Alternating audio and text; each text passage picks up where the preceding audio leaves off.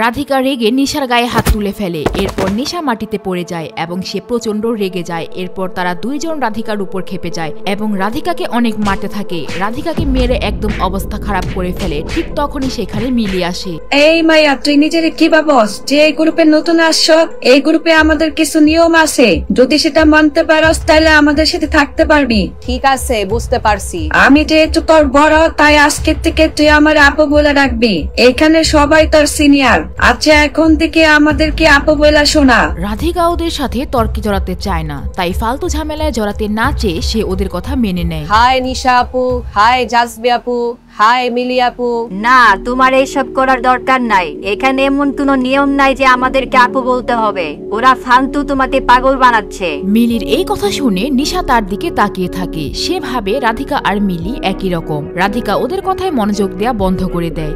সে এখন তার নাচ ও পারফরমেন্সের দিকে মনোযোগ দিতে চায়। যখন রাধিকা সেখান থেকে চলে যেতে চায়, তখনই নিশা তাকে বাধা দেয় আর বলে, এই নতুন মেয়ে, তুই কই যাস? আমরা কি তোরা এখান থেকে যাইতে বলছি? তো আমি এখন কি করব? রাধিকা বিরক্ত হয়ে যায়। তাদের কথা মতো আপু বলার পরেও তাকে বারবার বিরক্ত করার চেষ্টা করছে। তাকে তার নাম ধরে না ডেকে তাকে নতুন মেয়ে বলতেছে। তুমি দেখতেছো আমাদের নাচের জায়গা কেমন নোংরা হয়ে আছে? যারা এখানে নতুন আসে তাদের প্রথমে এই জায়গা পরিষ্কার করতে হয়। তো তাড়াতাড়ি ঝাড়ু নিয়ে পরিষ্কার করা শুরু করে দাও। রাধিকা চুপচাপ তার কথা মতো পরিষ্কার করার কাজে লেগে পড়ে। মিলি এইগুলা দেখে অবাক হয়ে যায়। রাধিকা আগে থেকে এইসব কাজ করতে পারত, তাই সে ইজিলি এগুলা করছে। কিন্তু হঠাৎ জাজবি ও নিশা রাধিকার কষ্ট করে মোছা জায়গায় বারবার পাড়াচ্ছে। রাধিকা প্রথমবার কিছু বলে না, কিন্তু পরে বিরক্ত হয়ে রাধিকা বলে, তোমরা যদি আরেকবার ময়লা করো আমি কিন্তু আর পরিষ্কার করব না, বলে দিলাম। এরপর নিশা ইচ্ছা করে তার হাতে থাকা চিপসের প্যাকেট ও সস ফ্লোরের মধ্যে ফেলে দেয়। রাধিকা এবার রেগে যায়। সে না মুছে যখনই চলে যেতে নিবে, নিশা রাধিকাকে ধাক্কা দেয়। ফকিরের বাচ্চা, তোর সাহস কত বড়? তুই আমার কথা শুনস না, আবার আমার দিকে চোখ দিলে তাকাস। তোর কি বাঁচার কোনো ইচ্ছা নাই? তোর আমাদের গ্রুপে থাকার কোনো যোগ্যতাই নাই। তুই সোনালীর সামনে এত ভালো সাজের নাটক কেন করস? তুই কি ভাবছ এইখানে সোনালীর পটায় তুই আমাদের গ্রুপের লিডার হবি? রাধিকা ওদের হাবভাব দেখে ভয় পেয়ে যায়, কারণ এখানে তাকে বাঁচানোর কেউই নেই। তাই রাধিকা চুপচাপ এইবার পরিষ্কার করার সিদ্ধান্ত নেয়। কিন্তু নিশা ও তার বন্ধুরা এইখানে এই কাজগুলা করে শান্ত হয় না। দেখো ভাই, আমরা যা বলি ও তাই করার জন্য প্রস্তুত হয়ে যায়। ওর অবস্থাটা বললিতে থাকা কুত্তার মতো হয়ে গেছে। ভালোই হইছে, ওরে দিয়ে আমরা সামনে অনেক কাজ করে দিতে পারো। হ্যাঁ, কিন্তু ও তো আবার ভালো নাচতেও পারে। সোনালী যদি ওকে আবার গ্রুপ লিডার বানায় দেয়, আমরা তো তখন ওরে দিয়ে কাজ করে দিতে পারুম না। চিন্তা করার কি আছে? ও আমাদের গ্রুপের লিডার হওয়ার পরও আমরা ওরে দিয়ে এই কাজই বাড়ামো। ও কিন্তু ভালোই বুঝতে পারে। আমার তো মনে হয় ওগুলো ওর মার কাছ থেকে শিখছে।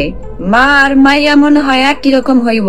একদম চুপ। আমার আম্মুকে নিয়ে আরেকটা বাজে কথা বলবা না। আচ্ছা, তাইলে তোর মাই তোর উইক পয়েন্ট। শোন, তোর মাও কাজের বেটি, তুইও কাজের বেটি। আমার মারে নিয়ে কথা বলার সাহস কে দিছে? রাধিকা রেগে নিশার গায়ে হাত তুলে ফেলে। এরপর নিশা মাটিতে পড়ে যায় এবং সে প্রচন্ড রেগে যায়। এরপর তারা দুইজন রাধিকার উপর খেপে যায় এবং রাধিকাকে অনেক মারতে থাকে। রাধিকাকে মেরে একদম অবস্থা খারাপ করে ফেলে। ঠিক তখনই সেখানে মিলি আসে। এই, তোমরা এখানে কি করতেছো? তোমাদের কারণে কি আমরা এখানে আমাদের প্র্যাকটিস করতে পারবো না? তোমরা কি করে বন্ধ করবা? মিলি, আমাদের মামলা থেকে দূরে থাক। তুই তোর কাজ কর, আমাদেরকে বুঝতে দে। তোমরা অনেক জোরে আওয়াজ করতেছো, আর এটা প্র্যাকটিস রুম। আমরা এখানে শান্তি চাই। তোমরা এগুলা বন্ধ করো এখন। আচ্ছা, এখানে অনেক আওয়াজ হচ্ছে, তাইলে তুই বাইরে চলে যা। এখানে ভিতরে কি করস? নিশা মিলির উপর চেতে যায়। আসলে মিলি রাধিকাকে বাঁচানোর জন্যই এইসব বলছিল। আচ্ছা, তোমরা কি চাও আমি এখন সোনালী আপুরে ফোন দিয়ে বলি তোমরা এখানে মারামারি করতেছো? মিলি, তুই কিন্তু বেশি বেশি করতাছ, এর ফল কিন্তু ভালো হবে না।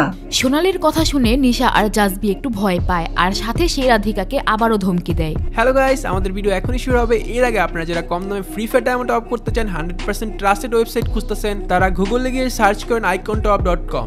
এই ওয়েবসাইটে গাইস 24 ঘন্টা এআই দ্বারা ডায়মন্ড টপ করা হয় মাত্র 30 সেকেন্ডে। এইখানে কিন্তু প্রতিদিন অফার চলে, ডিসকাউন্ট চলে, তো এইখান থেকে কিন্তু কম দামে আপনি ইজিলি ডায়মন্ড নিতে পারবেন। এই ওয়েবসাইটের মধ্যে 25 ডায়মন্ড থেকে শুরু করে 20,000 diamond, weekly, monthly, weekly light, level up pass, air drop, UX সব ধরনের ডায়মন্ড টপ কিন্তু করা হয়। আর কিভাবে টপ করতে হয় সেটা কিন্তু তাদের ওয়েবসাইটে ঢুকলেও এখানে ইউটিউব চ্যানেলের লিংক এন্ড ভিডিও দেওয়া আছে, এন্ড কোনো সমস্যা হলে তাদের হোয়াটসঅ্যাপের সাপোর্ট কিন্তু আছে। ওয়েবসাইটের লিংক কমেন্টে পিন করা থাকবে, যাদের ডায়মন্ড লাগবে তারা কিন্তু এখান থেকে নিতে পারেন। এই ফকিরের বাচ্চা, তুই যদি সোনালীর কিছু বলস এই ব্যাপারে, তাহলে কিন্তু তোর খবর আছে। পরে কিন্তু তোরা কেউ আমাদের হাত থেকে বাঁচিতে পারবো না। এরপর নিশা ও তার চামচাগুলা সেইখান থেকে চলে যায়। মিলি রাধিকার কাছে যায়। রাধিকা মায়ের খেয়ে একদম ক্লান্ত হয়ে পড়ে। সে ভয়ে কাঁপতে থাকে। মিলির রাধিকার জন্য রাগ হচ্ছিল। Thank you so much. তুমি না থাকলে আজকে ওরা আমাকে আরো মারতো। আমাকে থ্যাংক ইউ দেওয়া লাগবে না, আমি তোমাকে ঘৃণা করি। সেটা যাই হোক, আমি তোমাকে ধন্যবাদ দিতে চাই। মিলির কারণে সে কিছুটা রক্ষা পায়। সে ভাবে মিলির সাথে তার একটা বন্ধুত্ব হতে পারে। তুমি যদি তোমাকে প্রোটেক্ট করতে না পারো তাহলে একটা বয়ফ্রেন্ড খুঁজে নাও। এটা বলে মিলি এক কোণায় চলে যায়। আর ঠিক সেই সময় সেখানে হাজির হয় প্রিমিস। প্রিমিসকে প্রথমে সেখানে ঢুকতে দেওয়া হয়নি। সে বারেক মিয়াকে ফোন দিয়ে সেখানে ঢুকে। প্রিমিস রাধিকার এই অবস্থা দেখে ঝাটকা খেয়ে যায়। আর এইদিকে প্রিমিসের ড্রেসের অবস্থা দেখে মিলি ভাবে এই ছেলে রাধিকাকে প্রোটেক্ট করতে পারবে না। প্রিমিসকে দেখার সাথে সাথে রাধিকা কান্না করে দেয়। প্রিমিস সাথে সাথে দৌড় দিয়ে রাধিকার সামনে চলে আসে। কে তোমার গায়ে হাত দিছে? কার এত বড় কলেজা তোমারে মারছে? তুমি খালি আমারে একবার বলো। প্রিমিস রাধিকার গায়ের দাগ দেখে বুঝতে পারে কেউ রাধিকার উপর অ্যাটাক করেছে। রাধিকার চেহারা দেখে প্রিমিস হতাশ হয়ে যায়। রাধিকা একদম ঘাবড়ে গিয়েছে। প্রিমিস শুধু রাধিকার মুখে তাদের নাম জানতে চায় যারা তার এই অবস্থা করেছে। প্রিমিস সেখানে মিলিকে দেখতে পায় আর বলে, এই মেয়ে কি তোমার গায়ে হাত দিছে? যদি ও তোমার গায়ে হাত দিয়ে থাকে তাইলে আমি ওরে এক্ষুনি মেরে ফেলবো। না, আমাকেও মারে নাই। আমার গায়ে যারা হাত দিছে তারা এখন বাইরে চলে গেছে। রাধিকা মিলির ব্যাপারে না বলে দেয়। প্রিমিস তো ভেবেই নিয়েছিল মিলি রাধিকার গায়ে হাত তুলেছে। তবে রাধিকা বিষয়টা ক্লিয়ার করে। এরপর মিলি সেখান থেকে চলে যায় এবং রাধিকা কান্না করতে থাকে। ওরা আমার আম্মুকে নিয়ে উল্টা পাল্টা কথা বলতেছিল। আমি যখন ছোট ছিলাম তখন থেকে আমি আমার আম্মুকে অনেক কষ্ট করতে দেখছি। আমার বাবা ছিল না, তাই ছোটবেলা থেকে আম্মু অনেক কষ্ট করে আমাকে বড় করছে। চিন্তা করো না রাধিকা, যারা তোমার সাথে এমন করছে তাদের অবশ্যই সাজা পাইতে হবে। আমি সব সময় তোমার পাশে আছি। যত সমস্যা আসুক না কেন রাধিকা, আমি তোমার হাত কখনোই ছাড়বো না। এগুলা বলতে বলতে রাধিকার মাথা চক্কর দেয়, মাথা ঘোরা শুরু করে। প্রিমিস যখন বুঝতে পারছিল রাধিকার শরীরের অবস্থা সেরকম ভালো না, তখন সে রাধিকাকে নিয়ে জিজ্ঞেস করে, আচ্ছা ঠিক আছে, তুমি এখন আমাকে বলো তোমার উপর কারা হাত তুলছে, তাদের নাম আমাকে বলো। ওরা আমার 3 মেম্বার। আমরা এখানে একসাথে নাচের প্র্যাকটিস করি। কিন্তু এইবার তুমি বিষয়টা ছাড়ো। যদি এরপর ওরা আমার সাথে কিছু করে তাহলে আমি তোমাকে বলবো। তখন তোমার ওদের সাথে যা করতে মন চায় তাই করো। রাধিকা চাচ্ছে না এত তাড়াতাড়ি তাদের সম্পর্কটা খারাপ হোক। তাদের সাথে যদি তার সম্পর্ক এখন খারাপ হয় তাহলে সেটার ইফেক্ট তার কাজের উপর গিয়ে পড়বে। কিন্তু রাধিকা চাচ্ছে না তার কোনো সমস্যার কারণে এই গ্রুপ ভেঙে যাক। কি রাধিকা, তুমি এগুলা কি বলতাছো? তুমি এখন ওদের বাঁচানোর কথা বলতাছো? যেই মেয়েরা তোমার এই অবস্থা করছে তুমি তাদেরকে বাঁচানোর কথা ভাবতাছো? প্রিমিস, তুমি শোনো আমার কথা। এইবার আমার কথা মেনে নাও।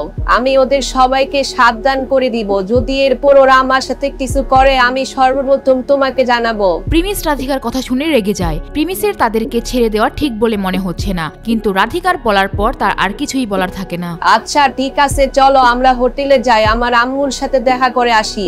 আচ্ছা ঠিক আছে, চলো যাই। আন্টির সাথে যেহেতু দেখা করবা, তো তোমার মুখের অবস্থা তো তেমন ভালো না, তুমি হাত মুখ ঠিক মতো ধুয়ে আসো, তারপর আমরা যাচ্ছি। এরপর প্রিমিস রাধিকাকে নিয়ে সেখান থেকে বের হয়ে যায়। যখনই সে রাধিকাকে নিয়ে বের হয় তখনই হুট করে তার ফোনে একটা কল আসে, আর কলটি ছিল ওয়াসিমের। প্রিমিস কলটি দেখে প্রথমে বিরক্ত হয়ে যায়। সে ভাবে হয়তো তাকে কোনো পার্টিতে ডাকার জন্য ওয়াসিম কল দিয়েছে, কিন্তু তারপরও সে কলটি ধরে। হ্যালো প্রিমিস স্যার, একটা কাহিনী ঘটে গেছে। রাধিকার আম্মু একটু অসুস্থ হয়ে গেছে। আমি সাথে সাথে ঢাকা মেডিকেলে পাঠিয়ে দিয়েছি তাকে। আপনি কি তাড়াতাড়ি সেখানে যাবেন? ওয়াসিমের কথা শুনে রাধিকা ও প্রিমিস একদম ঝাটকা খেয়ে যায়। রাধিকার আম্মুর হঠাৎ কি হয়ে গেল? রাধিকার আম্মুর তো আগের কোনো রোগ ছিল না, তা হঠাৎ কি করে এমন হয়ে গেল? রাধিকার হার্টবিট বেড়ে যায়। কি হবে এখন? হঠাৎ আবার নতুন কোনো বিপদ নয় তো? তা দেখতে চাইলে অবশ্যই নেক্সট পার্টের জন্য ওয়েট করতে হবে। হেই গাইস, আমি দিবস গেমিং। তো আজকে আপনাদেরকে গিফট দেওয়ার কথা ছিল, তো 5 জনের আইডি আমি কমেন্ট থেকে নিয়েছি। তো ইউআইডি গুলো আমি দেখাচ্ছি। তো এদেরকে আমি গেমের মধ্যে রিকোয়েস্ট পাঠিয়ে দিয়েছি, তাদেরকে আমি ফ্রি ফায়ার থেকে গিফট করব। এন্ড গাইস, তারা কিন্তু আমার প্রত্যেকটা ভিডিও দেখে গরিব থেকে কোটিপতি পার্ট কিন্তু সবগুলো দেখছে। এন্ড ভিডিওতে সাবস্ক্রাইব করে লাইক করে। তো যারা আমাদের ভিডিও সবগুলো দেখবেন, প্লেলিস্ট দেওয়া আছে এখানে, সবগুলো দেখে এন্ড কমেন্টে আমাদের রিসেন্ট ভিডিও যেটা আপলোড করা হবে ওই ভিডিওতে আপনারা কমেন্টে গিয়ে লিখবেন #দিবস গেমিং আর আপনার ইউআইডি দিবেন। এভাবে কিন্তু আমি প্রত্যেকটা ভিডিওতে সবাইকে লাকি 5 জনকে আমি গিভওয়েগুলো করব। তো অবশ্যই জয়েন করতে চাইলে আমাদের সবগুলো ভিডিও দেখেন, কমেন্টে আপনার ইউআইডি কোড দিয়ে দিন। আল্লাহ হাফিজ।